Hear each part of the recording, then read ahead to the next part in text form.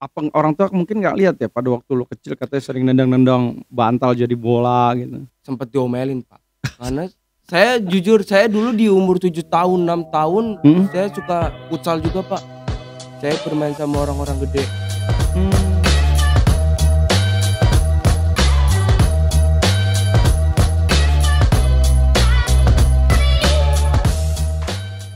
Assalamualaikum warahmatullahi wabarakatuh. Selamat datang di acaranya Ngobras, ngopi bareng Mas Mas Tri. Triadianto. Hari ini kita kedatangan warga yang berprestasi ya, seorang talenta persepak bola ya namanya Mas Faiz ya. Ini baru saja pulang dari Eropa ya, nanti kita cerita berbagi pengalaman ya. Pertama mungkin segmen pertama kita bercerita tentang bagaimana pengalaman, Mas Faiz pada waktu di Eropa. Di mana? Swedia ya? Iya, Swedia. Swedia aja atau beberapa negara pada waktu kemarin? Swedia, Inggris. Swedia dan Inggris. Iya. Swedia dan Inggris ya.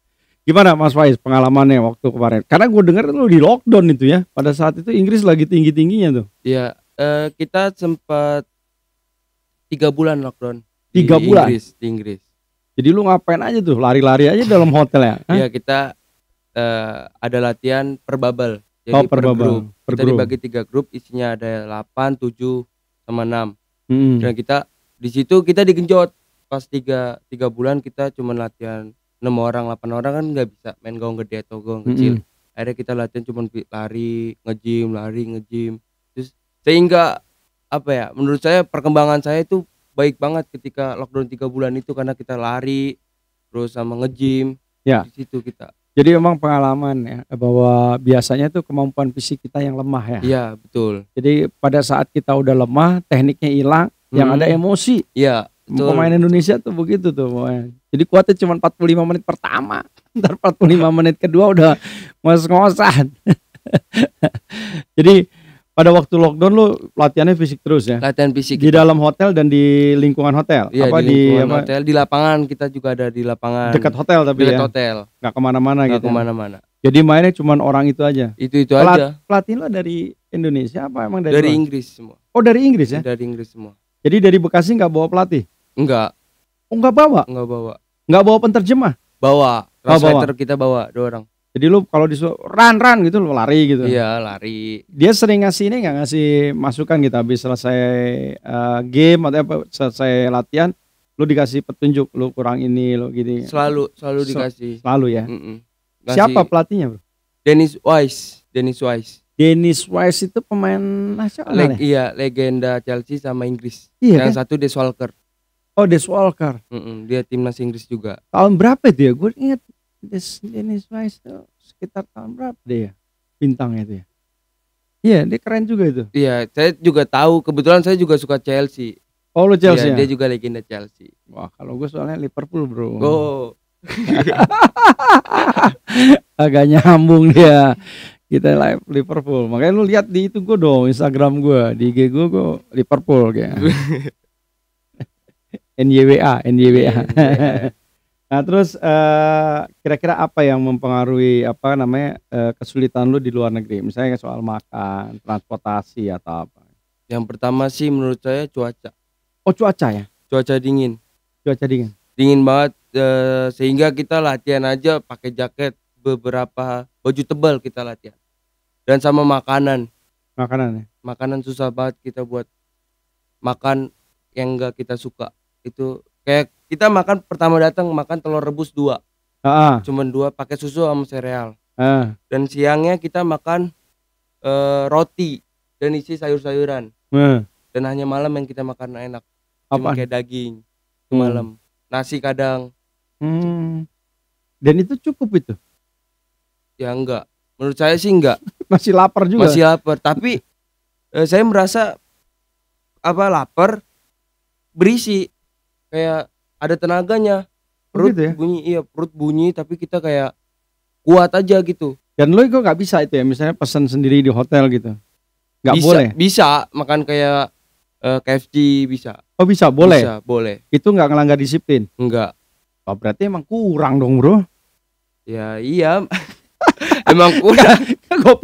Gue pikir karena ini kan ada beberapa gue baca literatur tuh misalnya pemain bola memang sudah dimenuin gitu loh. Bahwa lu nggak boleh lagi nambah. Emang inilah porsi lu segini. Ternyata enggak ya?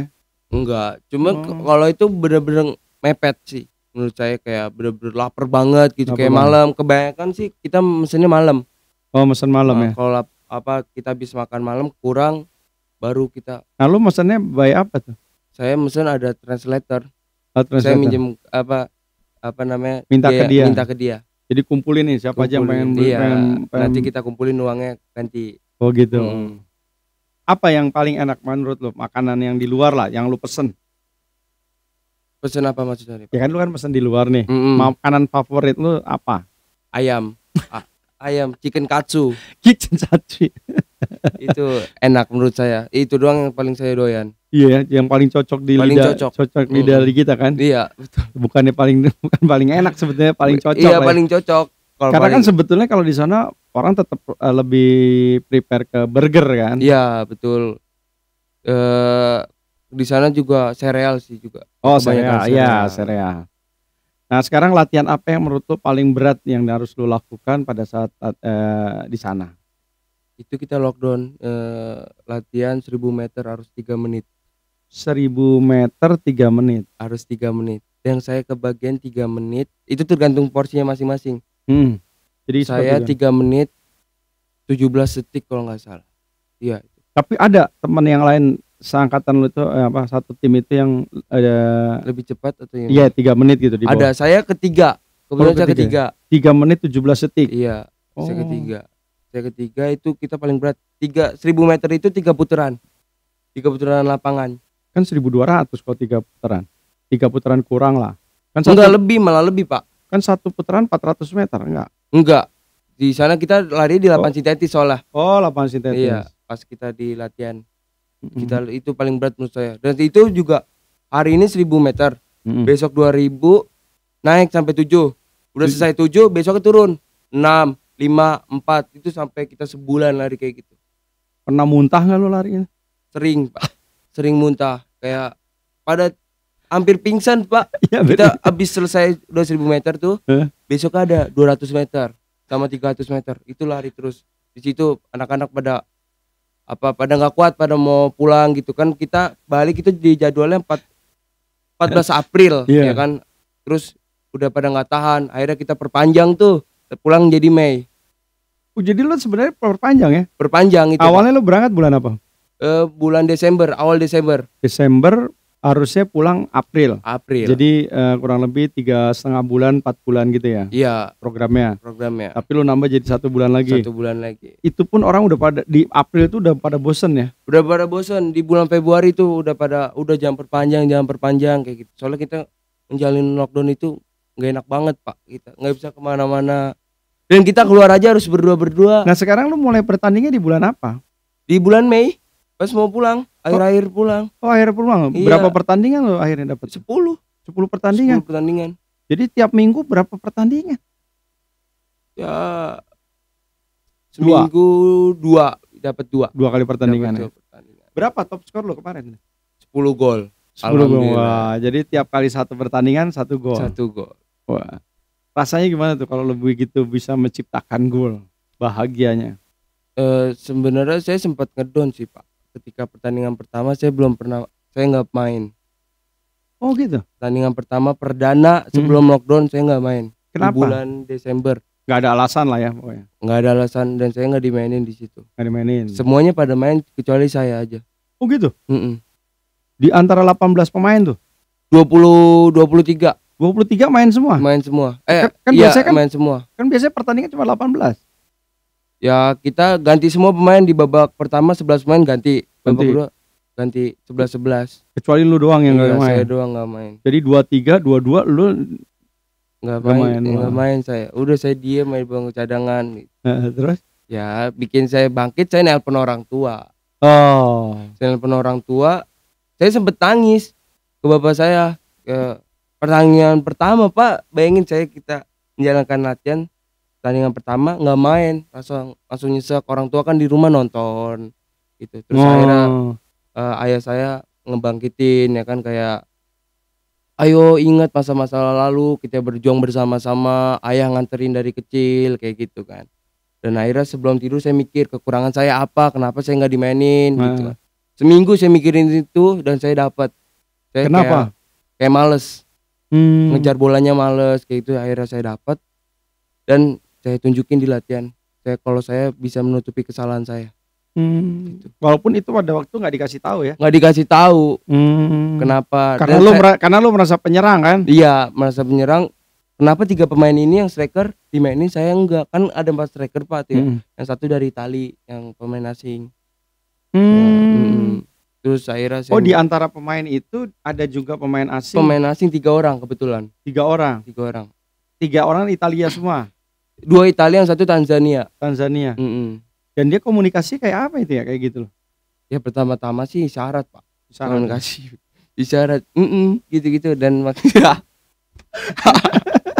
kemana? Kosong nih, kita kan biasa gitu main kan. Iya. Ingat nggak lu kalau waktu kita bukan pemain pro kan? Bro, kosong. Kosong. Tapi akhirnya kita udah mulai nyatu di bulan ketiga tuh Pak. Nah itu lu pertandingan kedua dimainin. Pertandingan kedua main tuh selesai lockdown 3 bulan. Saya baru main. Lu main. Ketika lawan Mansfield. Dan saya di situ dapat lari terbanyak. Dapat apa? Lari terbanyak. Kan kita pakai GPS. Lari terbanyak. Lari terbanyak itu saya kan itu masih nyari kerangka tim ya Pak. Jadi main setengah babak ganti.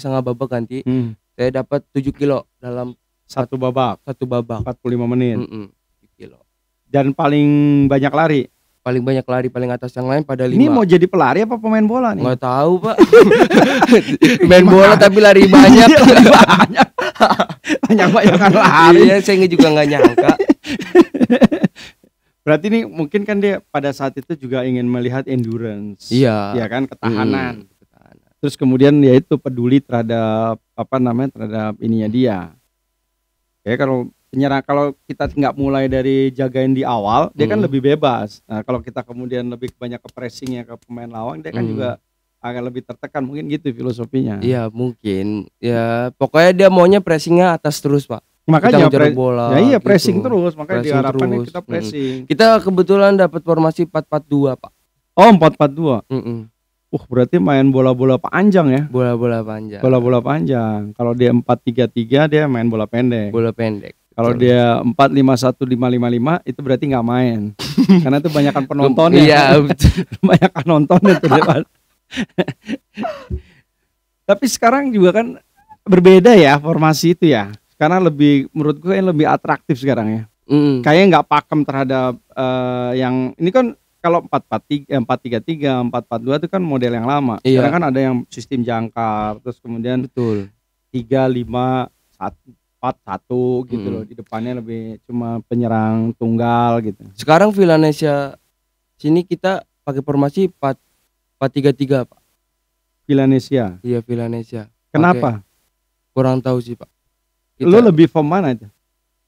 Lebih nyaman mana main? Jujur saya lebih nyaman 4-3-3. 4-3-3 ya? 4-3-3. Tapi karena lu malas berarti. Iya, karena berbagi beban kan. Kalau strikernya ada 3. Dan saya sekarang tapi semenjak saya pulang saya lebih nyamannya 4-4-2 sih. Karena saya udah ini ya, udah bisa beradaptasi. ya? Iya betul, kayak lebih paham lagi gitu. Oke. Ya jadi itu tadi keseruannya bagaimana kita membahas pada saat Mas Faiz ada di Swedia dan Inggris, dan tentunya ada harapan-harapan besar, dan tentunya nanti kita juga cerita bagaimana perjalanan seorang Faiz bahwa dapat kesempatan main di Inggris, di Swedia itu bukan sesuatu yang sederhana ya. Mulai dari mungkin persoalan sekolah, ya persoalan bagaimana meyakinkan orang tua, karena tidak banyak juga orang tua yang hari ini kemudian bisa melepaskan anaknya untuk kemudian mempersiapkan talenta yang bisa dimiliki ya. Karena itu tadi, pada saat talenta sudah dapat, hobi sudah dapat, masa depan sebetulnya hanya tinggal menunggu waktu. Yuk, selesai segmen 1, jangan kemana-mana, kita tunggu di segmen kedua. Bro, ngopi dulu kita. Oh iya. Oke. Harus ada bunyinya bro. Yuk kita balang lagi di segmen kedua, Ngobras anak muda yang berprestasi, warga masyarakat yang penuh inspirasi. Seorang Mas Faiz yang baru saja kembali dari Inggris dan Swedia mewakili Garuda Selection. Gimana sejarah lu, waktu lu ceritalah dari bagaimana perjuangan seorang Faiz ya, pada akhirnya mendapatkan satu tiket dan itu menjadi impian seluruh anak ya, yang sekarang ini sedang berkutat, sedang hobi main bola, baik itu ada yang di klub maupun yang di bermain di lapangan yang masih bebas. Ya menurut saya bangga sih Pak, karena saya dilahirkan kayak maaf kayak kekurangan ekonomi atau gimana ya kan. Saya kekurangan dan prinsip saya, motivasi saya dilahirkan untuk membahagiakan orang tua. Membahagiakan orang tua. Dan saya juga masih bingung kenapa di keluarga saya aja yang atlet, yang bermain sepak bola. Berapa satu keluarga lu? Maksudnya kayak keluarganya. Enggak, keluarga lu satu keluarga berapa nih? Ini sekarang 4 ya? 4, iya. Dari satu nenek pun gak ada yang jadi atlet? Gak ada sama sekali yang suka tentang olahraga kayak gini Pak. Nah, yang mendorong lu jadi pemain bola? Saya sendiri. Lu sendiri ya? Saya sendiri. Karena saya jujur dari kecil saya nggak pernah dapat dorongan dari orang tua Pak. Nggak dapat ya? Orang tua SSBI-in sekolah bola, ya masuk sendiri, dibiayain, tapi saya sampai dianterin saudara masuk sekolah bola. Oh gitu ya? Iya, saya dianterin dan di situ saya jadi pacuan saya. Kalau saya mampu sukses di karir sepak bola dengan diri saya sendiri. Oh gitu ya? Iya. Apa orang tua mungkin nggak lihat ya pada waktu lu kecil katanya sering nendang-nendang bantal jadi bola gitu? Sempet diomelin Pak, karena saya jujur, saya dulu di umur 7 tahun 6 tahun saya suka futsal juga Pak. Saya bermain sama orang-orang gede. Dan saya ikut turnamen, kebetulan dapet juara itu futsal. Datang udah bawa duit sendiri dan saya masih kurang kayak main bola itu, saya tandangin bantal Pak sama botol yang di rumah. Umur 6-7 tahun tuh? 6 sampai 7 tahun. Terus bapak lu lihat gimana? Ya marah Pak. Marah? Saya jujur di umur 14 saya baru dapat dukungan Pak ketika saya mau berangkat ke Swedia. Oh jadi baru selama 14 tahun ya? Jadi lu misalnya pengen beli sepatu bola gitu? Ya minta tambahin ada, tapi orang tua ngasih. Oh gitu, nambahin. Ya. Tapi gue dengar lu pernah juga dapat sepatu bekas gitu ya? Iya. Dari saya mana? Saya bayarin temen yang batu-batu bekas. Oh gitu. Saya dapat uang juara, saya bayarin batu teman saya yang bekas gitu, tapi yang original. Tapi bekas walaupun dia bekas, tapi menurut saya dulu mah kan sendiri pakai yang penting original aja gitu kan. Ya udah saya bayarin. Ya udah orang tua mah kaget beli sepatu jelek kayak gitu taunya. Ya gimana Pak, saya kalau nggak begitu saya nggak bakal, menurut saya nggak bakal jadi kalau saya. Lu juara apa aja yang lu ingat? Yang kira-kira yang paling ingat lah, yang kira-kira memberikan kesan terdalam lah. Trofi apa aja misalnya? Kebanyakan top score Pak di top score. Kalau top score tuh udah dapat duit atau lo emang main dapat honor gitu? Enggak ada Pak. Jadi nggak ada honor gitu Pak. Cuman trofi aja. Sama medali gitu. Oh gitu. Nah lu tadi katanya dapat duit dari mana? Ya juara futsal tarkam-tarkaman Pak. Oh tarkam-tarkaman. Tarkaman bola, saya diajak tarkam ayo gitu. Akhirnya saya ikut, dapat bayaran saya 150, 200, dulu juga paling kecil 50, 25 gitu. Sekarang paling besar udah sekarang saya nggak ikut tarkam, tapi saya diajakin dapat 350, 400, cuman saya nggak, sekarang udah nggak tarkam nggak ada.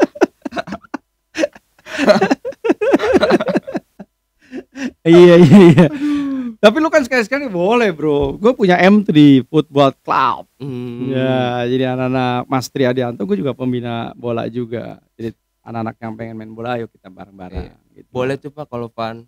Iya fun game aja, buat iseng-iseng, jadi bukan targetnya mau juara-juaraan kan. Ini hanya memberikan inspirasi bahwa sepak bola masih sesuatu yang dicintai lah. Jadi trofi apa yang lo senang ya, top score itu ya? Yang mengantarkan lo jadi Garuda Selection itu ya? Iya, top score di Liga Top Score. Ya. Kalau sekolah lo gimana? Sekolah gimana Mas? Sekolah kan lo lulus SD, SMP, sekarang kan udah SMA. Sekolah lo terganggu apa enggak? Sekarang ini gimana? Enggak ya? Enggak terganggu. Sama sekali enggak. Jadi prestasi oke juga lah ya? Iya, prestasi oke. Tapi banyak madolnya enggak lo? Banyak izinnya Pak? Izin terus Pak, sampai Alpe berkali-kali sampai dapat surat peringatan bawa orang tua. Saya jujur SMP saya kabur-kaburan Pak dari sekolah. Tapi kabur-kaburan saya bermanfaat. Latihan. Karena waktu itu saya pulang sore. Ya pulang saya saya diistirahat jam 3:30 jam 3 saya keluar Pak. Keluar sekolah dan tas saya dianterin sama teman. Tiba-tiba orang tua saya kaget, tiba-tiba dia nganterin tas aja gitu. Pak Isya kemana? Lagi latihan bola. Saya udah sekolah bawa sepatu juga Pak, sepatu bola. Saking saya excited banget sama sepak bola Pak, karena juga saya mikir saya mampu sukses di karir sepak bola gitu. Keren. Pemain idola siapa? Kalau di lokal kita Bambang Pamungkas. Ya menurut saya karena dia ya orang-orang juga pada tahu karena dia juga satu-satunya sepak bola yang lulus sarjana. Oh, jadi lu tetap cita-cita lu besok setelah nanti SMA lu tetap akan melanjutkan kuliah lo ya? Insya Allah Pak. Insya Allah ya. Dan sama dia juga kan. Lu nggak usah khawatir bro. Selama lu besok lulus SMA ada kuliah gratis. Wah, mantap 4 tahun gratis bro. Mantap. Sarjana ekonomi boleh, sarjana teknik boleh, sarjana hukum boleh. Tinggal lu milih aja. Siap. Ya. Gue dukung karena bagaimana juga harus mempersiapkan masa depan. Ya. Jadi tadi gue kemarin ada juga gue pernah ngobrol dengan, kalau nanti lu lihat nih di podcast gue juga lihat seorang atlet polo air, ternyata dia begitu selesai juara SEA Games dia dapat bonus, akhirnya dia bikin usaha kopi bro. Keren. Walaupun dia nggak bisa sendiri, dia kolaborasi sama temannya. Artinya dia juga mempersiapkan masa depannya dia, ya kan? Karena atlet kan pasti ada batasan waktu dan usia. Nah itu yang diperlukan adalah lu juga, kalau menurut saranku lu juga persiapkan diri. Ya pasti. Dengan secara baik, jangan merasa biasanya yang itu tadi wanita, tata dan harta. Ya, nah itu tergoda, akhirnya tujuan hidupnya nggak jelas. Nah, ya, jadi gue wanti-wanti dari sekarang. Apalagi lu bocah Bekasi, gue juga bangga kalau besok lusa ya Indonesia main di Piala Dunia, salah satunya ada nama Mas Faiz. Amin ya Allah, amin. Iya. Ke depan apaan harapannya? Saya berharap sih nanti saya kepanggil di Garuda Select 4. Garuda Select 4. Saya bermain di klub Eropa. Dan pulang dari klub Eropa saya mendapatkan tiket ke Piala Dunia, bermain di Piala Dunia. Tiket Piala Dunia. Sekarang kalau begitu lo besok nih masuk di Garuda Selection 4, main di klub di luar negeri. Ada nggak pengalaman pemain Garuda Select yang dari 1, 2, 3 yang udah dikontrak? Udah Pak, sebagian 3 orang. 3 orang? 3 orang kalau iya, Bagus Kavi, Brilian Aldama, sama David Maulana. Di mana itu? 2 orang ini David Maulana sama Brilian di Kroasia, Bagus Kavi di Belanda. Woi, jadi dia nggak pulang tuh pada waktu habis selesai? Pulang dulu Pak. Pulang terus ikut tes lagi atau langsung dipanggil? Langsung panggil. Apalagi kan lu punya pengalaman top skor. Mantap. 10 gol dalam pertandingan 10 pertandingan. Beti lah sama Lionel Messi. 1 pertandingan 1 gol. Ya tapi kita terus berharap, kita doakan ya, karena bagaimana juga ini membawa nama baik Kota Bekasi, membawa nama harum Kota Bekasi, dan yang paling utama saya kira tujuan yang mulia adalah bagaimana membahagiakan ya orang tua. Ya, saya punya keyakinan orang tua pasti akan memiliki satu kebanggaan. Betul. Ya. Dan itu pasti doa-doa mereka yang terbaik buat Luffy. Jadi makanya jangan pernah lupakan. Ya, karena kasih orang tua tuh sepanjang masa lah. Betul. Ya. Nah, kalau menurut gue sekarang apa momen-momen, ada nggak orang yang pada saat perjalanan hidupnya lu dilecehkan itu? Lu ngapain Bi main bola? Banyak Pak, di keluarga pun ada. Di keluarga juga ya? Di keluarga yang ada. Melemahkan gitu ya? Iya ada, cuman kayak udahlah nggak usah didengerin gitu. Dan gue mampu kok dengan cara gue sendiri sukses gitu dengan omongan lu gitu. Gue bukti nanti motivasi saya kayak gitu Pak. Jadi justru membuat motivasi. Iya, buat pacuan aja Pak gitu. Dan sampai sekarang alhamdulillah dia juga udah deket ketika saya udah kayak begini. Gitu. Saya nggak pernah yang namanya dendam, cuman buat motivasi aja gitu. Ketika lu ngapain sih main bola gitu kan, kayak kotor-kotorin aja rumah kayak gitu. Ya sampai. Kalau lingkungan sekarang gimana? Setelah euforianya lu, apakah kemudian juga bisa membangkitkan lingkungan jadi anaknya jadi pada sekolah SSB gitu nggak? Ada ya? Ada. Ya kampung saya juga sekarang udah punya bola. Saya jadi ikonnya. Jadi ikon. Kampung saya. Kampung kan? Kampung. Besok Kota Bekasi. Bro. Amin, amin ya Allah. Begitu Kota Bekasi nasional. Amin, amin. Kita kan juga berharap ada Bambang Pamungkas lagi. Amin, pakai amin. Ya, jadi gue pikir itu ya perbincangan kita hari ini ya dengan Mas Faiz yang begitu menginspirasi ya. Tadi cerita ya bagaimana perjuangannya mulai beli sepatu bekas, kemudian dilecehkan lingkungan, tetapi itu tadi pada akhirnya adalah prestasi yang pada akhirnya yang bisa membuktikan ya sehingga lingkungan bisa diterima dan sekarang dia sudah menjadi ikon. Ngumpulin dikit-dikit dari 50.000, 25.000, 100.000, 150.000 ya tarkam-tarkaman kayak gitu. Dan itu adalah pahit getirnya satu proses kehidupan. Dan itu sudah dirasakan dari seorang muda ya Faiz. Jadi buat lo untuk menjadi sesuatu tidak harus kemudian punya sesuatu. Tetapi yang paling penting adalah bagaimana menyikapi kehidupan, cari kelebihannya ya. Jadi apa betul. Yang kita punya kelebihan itu kalian konsisten, terus kemudian dalamin dengan sungguh-sungguh, dan tentunya adalah yang paling penting adalah kemudian minta doa dari orang tua. Ya, walaupun pertama kali dilarang, ya tapi terus diyakinkan orang tua, dan pada akhirnya orang tua melihat satu prestasi, ya akhirnya itu tadi mendukung. Ya, saya tahu betul bagaimana perjuangan dari keluarga Faiz ya dalam rangka mengantarkan untuk sampai ke Swedia dan Inggris. Kita tunggu ya Faiz bermain di Liga Eropa ya, kemudian juga akan membawa nama harum Indonesia dan membawa nama harum buat Kota Bekasi yang keren. Dari Tauhidaya, Assalamualaikum warahmatullahi wabarakatuh.